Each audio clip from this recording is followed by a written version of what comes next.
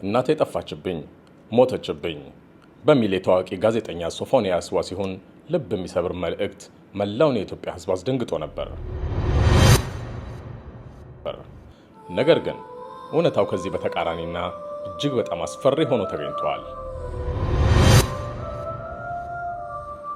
እናቱ አልሞቱም፣ ነገር ግን ከገዛ ልጃቸው አስፈሪ ጥቃት ራሳቸውን ለማዳን ሲሉ ነበር ከቤት የጠፉት። ህይወቴን ማዳን ስለሆነ አምልጬ ወጥቻለሁ። ሶፎንያስ በባይፖላር አእምሮ ህመም ምክንያት ቤቱን ዘግቶ ንብረት አውድሞ ዘይት አንተክትኮ የቀረበኝን ሰውን እገላለሁ በማለት ፖሊሶች መስኮት ሰብረው ለመግባት ተገደዋል። ብቸኛ እናቱ በእንባ ተውጠው ልጄን አድኑልኝ እያሉ ነው። አድኑልኝ ወገኖቼ ከእግዚአብሔር ታገኙታላችሁ። ከዚህ አሳዛኝ ክስተት ጀርባ የተደበቀውን ሙሉ እውነት ዛሬ በዚህ ቪዲዮ ይዘላችሁ ቀርበናል። እስከ መጨረሻው ድረስ አብራችሁ እንድትቆዩ የአክብሮት ግብዣችን ነው።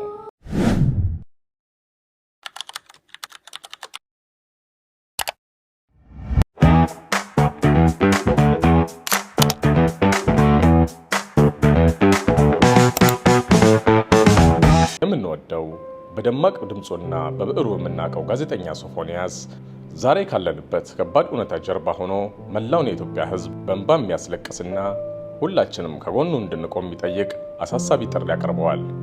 እናቴ ጠፋችብኝ ሞተችብኝ በሚል በማህበራዊ ሚዲያ ያሰራጨው መልእክት ነገር ግን እውነታው ከዚህ በተቃራኒና እጅግ በጣም ልብን የሚሰብር ሆኖ ተገኝቷል። ጋዜጠኛ ሶፎንያስ በአሁኑ ወቅት በአዲስ አበባ በሆስፒታል ሕክምና እያደረገ ይገኛል።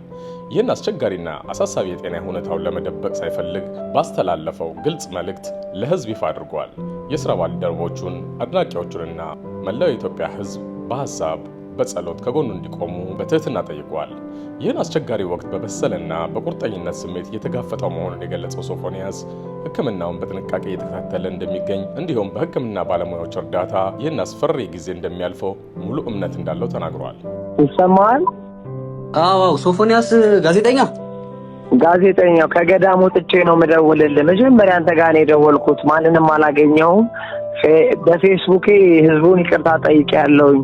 ግን አሁን አንተ ጋር ደውሌ አንደኛ ሁሌ ስለማስታወስ ነው። እግዚአብሔርን ነው የምልህ፣ መድኃኔዓለምን ነው የምልህ። እየሰማኸኝ ነው አይደል? አዎ እየሰማሁህ ነው። መድኃኔዓለም በሚያውቀው እኔ አልከፋኝም። እኔ የእግዚአብሔርን ስጋው ደሙን እንድቀበል ህይወቴ እንዲስተካከል ከዚህ ቆሻሻ ህይወት እንድወጣ ወደ ትክክለኛ መስመር እንድገባ ምክንያት የሆንከኝ አንተ ነህ።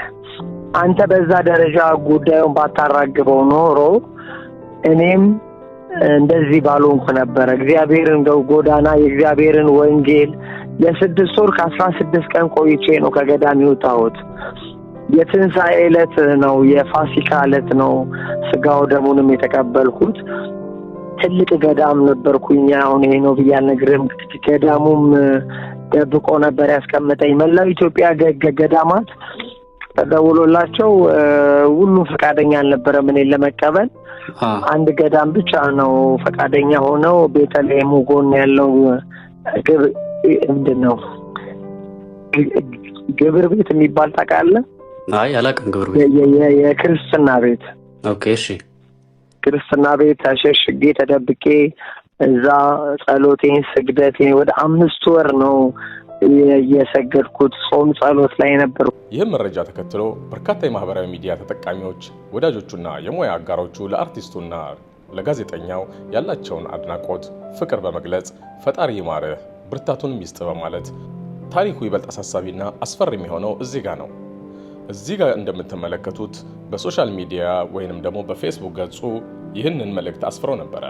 እናቴ ሰላም እየጠፋችብኝ ሞተችብኝ በሚል ያሰራጨው መረጃ ተከትሎ እውነታውን ለማስረዳት እናቱ እትዬ ሰላማዊት ጥሩና ታላቅ እህቱ ፍቅርተ ዋሲሁን በሸገር ኢንፎ ስቱዲዮ በአካል ተገኝተው ምስክርነታቸውን ሰጥተዋል። እናቱ እትዬ ሰላም በህይወት መኖራቸውን እያረጋገጡ ልጃቸው በአሁኑ ሰዓት ያለበት እጅግ አሳሳቢ የጤና ሁኔታ በእንባ ተውጠው አስረድተዋል። ሶፎንያስ ታውቁታላችሁ። የኢትዮጵያ እርዱልኝ፣ ልጄን አድኑልኝ፣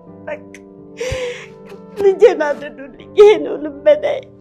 ሶፎንያስ እናቴ ጠፋችብኝ ቢልም እናቱ ግን ከልጃቸው አእምሮ መታወክ ጋር ተያይዞ ጥቃት ሊሰነዝርባቸው ከነበረው ከባድ ጥቃት ራሳቸውን ለማዳን ሲሉ ብቻ ከቤት ሸሽተው መውጣታቸውን በቪዲዮ በራሳቸው መልእክት አረጋግጠዋል። ሰው ለማጥፋት ስለዚህ እኔ ቶሎ ውጪ ሲለኝ ብቻ ውጥት ነው የምለው ከኩሽና ራሱ ለምን አደጋ ያምጣብኝ በሚል ቶሎ ነው የምወጣው። ይሄ ነው እኔ አሁን በጣም እንትን ያደረገኝ።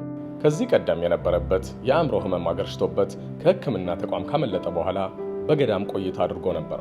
ሆኖም ግን በገዳም በነበረበት ወቅት መድኃኒቱን ሙሉ በሙሉ በማቋረጡ ምክንያት የጤናው ሁኔታ ይበልጥ ውስብስብና ከቤተሰብ አቅም በላይ ሊሆን ችሏል። ከቀናት በፊት በመኖሪያ ቤቱ ውስጥ የደረሰው አደጋ እጅግ አስፈሪ ነበር። ሶፎንያስ በቤቱ ውስጥ በሩን ከውስጥ ቆልፎ ከፍተኛ ንብረት ያወደመ ሲሆን የቤት አስቤዛዎችን በመድፋት ዘይት በብረት ድስት በማንተክተክ የቀረበኝን ሰው ሁሉ ገላለሁ በማለት ሲዝት አድሯል። ቤቱ ወድሟል። እንደገና ዘይት ጥዶ በሁለት ብረት ድስት ጥዶ አንተክትኮ ለኔ ነበር ያ ነገር ላይ ሊገለብጥብኝ። ሁኔታው ከአቅም በላይ ሲሆን ፖሊሶች ተጠርተው የመኖሪያ ቤቱን መስኮት ሰብረው በመግባት ሊቆጣጠሩትና ወደ ሕክምና ተቋም ሊወስዱት ችለዋል። ውድ ተመልካቾቻችን ለመሆኑ ሶፎንያስና መሰል ወገኖቻችን እያሰቃየ ያለው የባይፖላር ህመም ምንድን ነው? ባይፖላር ዲስኦርደር የስሜት መዋዠቅ በላይ ነው። ባይፖላር ዲስኦርደር ተራ የስሜት መለወጥ ሳይሆን ከዛ በላይ እውነተኛ የሆነ ከባድ የአእምሮ ህመም ነው። ይህ ሁኔታ እንቅልፍን፣ ስሜትን እና የዕለት ተዕለት እንቅስቃሴን በእጅጉ የሚጎዳ ነው። አንዳንድ ሰዎች የሚያሳዩቸው ምልክቶች ከፍተኛ የሆነ የደስታ ስሜት፣ ንቃት፣ መቅበጥበጥ፣ እንቅልፍ ማጣት፣ እንደዛም ሆኖ የድካም ስሜት አለመሰማት ናቸው። ውሳኔን መወሰን ሳያስቡት አስደሳች ሁኔታዎች ውስጥ ሳያገና ይህም ማወቃችን ለሶፎንያስም ሆነ በማህበረሰባችን ውስጥ ያሉ ሰዎችን ለመርዳት ትልቅ ጥቅም አለው። የባይፖላር ህመም በሰው ልጅ የስሜት ህዋሳት ጉልበትና የዕለት ተዕለት ተግባራትን የማከናወን አቅም ላይ ከፍተኛና ከባድ የሆነ የባህሪ መዋዠቅ የሚያመጣ የአእምሮ ጤና እክል ነው። ይህ ህመም በአብዛኛው በሁለት ተቃራኒ ስሜት ጫፎች ይገለጻል። አንደኛው የመቀስቀስ ወይንም ደግሞ የከፍተኛ ደስታ ስሜት ማኒያ ይባላል። በዚህ ወቅት ህመምተኛው ባልተለመደ ሁኔታ እጅግ በጣም ከፍተኛ ጉልበት ይኖረዋል። ከመጠን በላይ ይደሰታል። በሐሳቡ በጭንቅላቱ ውስጥ በፍጥነት ይሯሯጣሉ። እንቅልፍ ጨርሶ አይወስደውም። እንዲሁም ያለምንም ፍርሃት ለአደጋ የሚያጋልጡ ውሳኔዎችን በድንገት ሊወስን ይችላል። ሶፎንያስ እናቴ ጠፋችብኝ ብሎ መጻፉና ቤቱን ማውደሙ ከዚህ የስሜት ጫፍ ጋር የሚገናኝ ነው የሚሆነው።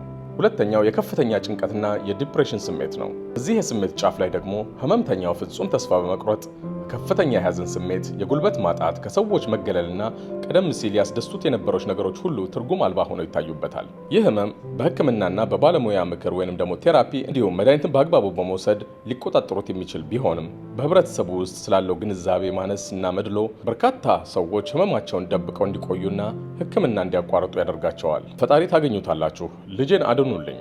ይህ የብቸኛዋ እናት የእትዬ ሰላማዊት እናት ልጃቸውን የትዳርና የልጅ ባለቤት ሆነው ለማየት እንጂ እንዲህ አይነቱ የህይወት ፈተናና የአእምሮ ህመም ላይ ይወድቃል ብለው ፈጽሞ እንዳልጠበቁ ገልጸዋል። ሶፎንያስ ብቻዋን በብዙ መከራ ሊስትሮ ጠርጎና ፓርኪንግ ሰርቶ ለዚህ ቁም ነገር ያበቃቸውን እናት ዛሬ የኢትዮጵያ ህዝብ ልጅ ከዚህ የከፋ አደጋ እንዲታደግላትና በጸሎትም በህክምናም ከጎኑ እንዲቆሙ በእንባ ተማጽናለች። ውድ ተመልካቾቻችን የአእምሮ ህመም እብደት አይደለም።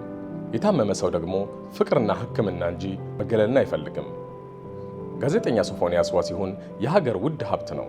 ዛሬ እሱና እናቱ የእኛን እገዛና ጸሎት ይፈልጋሉ። ባካችሁ ይህ ቪዲዮ ለብዙሃን እንዲደርስና ለሶፎንያስ የሚሆን የህክምናና የሞራል ድጋፍ እንዲሰበሰብ ቪዲዮውን ላይክ እና ሼር አድርጉት። በኮሜንት መስጫው ላይም ለሶፎንያስና ለእናታችሁ ያላችሁን ምኞትና የጸሎት መልእክት አስፍሩልን። ስለተከታተላችሁን እያመሰገንን ሶፎንያስ ፈጣሪ ምሕረቱን እንዲልክለት ለእናቱም ደግሞ መልካም መጽናናትን እንመኛለን። ሰላም።